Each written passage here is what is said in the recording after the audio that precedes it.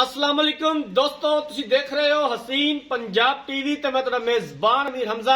दोस्तों सब तो पहले अपने चैनल हसीन पंजाब टीवी ਨੂੰ करो सबसक्राइब ते नाल लगे बैल दा बटन दबाओ ताकि साडी हर नई आने वाली वीडियो साडे वीरां तक आसानी नाल पहुंच सके और तुसी वो वीडियो देखो सब तो पहले।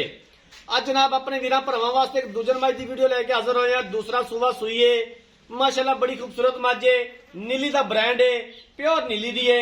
कैमरामैन सब झोटी दिखावणगे, उस तो बाद सारिया गल्लां बातां मालकां दी जुबानी मालकां कोलों पुछांगे कि यह मज कदों सूई है, किन्ना हाजिर टाइम इहदे कोले दुध है या बोला है, की प्यार मुहब्बत की डिमांड करते हैं। कैमरामैन साहब सब तो पहले जानवर दिखाओ। माशाल्लाह बड़ा खूबसूरत है, बल्ला मथा, बग्गी मुछ, चिट्टियां अखां, पूरा मुठ दा थान और सोहणियां विरलां, तुनी कोड़ी दा निशान तक नहीं, कद चंगा, वेल चंगी, माशाल्लाह बड़ी खूबसूरत झोटी है। जिन्नी भी तारीफ की जाए कम हैगी है। घर की झोटी है, किसी व्यापारी दे कोल नहीं मौजूद। डेरे ते जनाब असी खड़े हाँ, जिमीदारां दा डेरा है। मेहनत करी दी है, कोशिश करी दी है कि अपने वीरां भरावां नूं अच्छे तो अच्छा जानवर दिखा सकीए। बाकी लैने देने मुकद्दर ने। कैमरामैन साहब अच्छे तरीके दे नाल तसल्ली करवा देनी है, कोई कमी ना रवे। थान बड़ा खूबसूरत माशाल्लाह, पूरा मुठ पर थाने और सोहणियां विरलां ने, धुनी का निशान तक नहीं है झोटी नूं और कोड़ी दी सिर्फ झालर है। बारीक चमड़ी दी है, कद चंगा माशाल्लाह बड़ी खूबसूरत है। थन हवाना बड़ा कमाल है। भाईजान इहनूं टोरिया जे 2-4 कदम पिछे दे कट्टा जी। कैमरामैन साहब इहदा कट्टा भी दिखा दिया जे। आ इहदा कट्टा जी माशाल्लाह बड़ा खूबसूरत है, नाड़वा नाल है, बिल्कुल ताज़ा सूई है। बाकी मजीद पूरी डिटेल मालका कोलों लै लवांगे। वीडियो एंड तक देखनी है मेरे वीरां ने। वीडियो अच्छी लगे तो लाइक तो शेयर जरूर करना है। आरफ वाला लोकेशन है, आरफ वाले तो 17 तो 18 किलोमीटर के फासले ते ये झोटी खलोती है। चाचा जी इधर टोरो, लम्मी टोरिया जे। हवाना माशाल्लाह बड़ा खूबसूरत है झोटी का।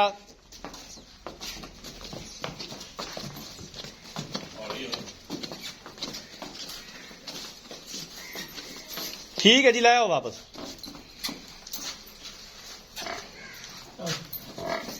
मेहनत करी दी है और कोशिश करी दी है कि अच्छे तो अच्छा जानवर अपने वीरा भरावां नूं दिखा सकीए। बाकी लेने देने मुकद्दर ने। नीली बार ते जानवर अपने वीरा भरावां नूं दिखाई देने।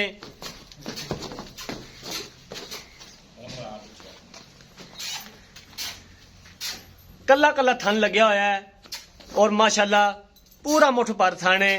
हवाना बड़ा खूबसूरत है माशाल्लाह, खुड्डा पुठा बड़ा कमाल है। फुल बरीक झोटी है, बारीक चमड़ी दी, प्योर नीली दी। वीडियो अच्छी लगे तो लाइक तो शेयर जरूर करना है मेरे वीरां ने और अपनी राय का इजहार कमेंट सैक्शन च करना है। जानवर देख लिया, मालकां नूं बुलाने आ ते मालकां दे कोलों सारी गल बात पुछ लैने आ, पूरी डिटेल लै लैने आ। भाईजान आ जाओ, इत्थे आ जाओ, इधर आ जाओ।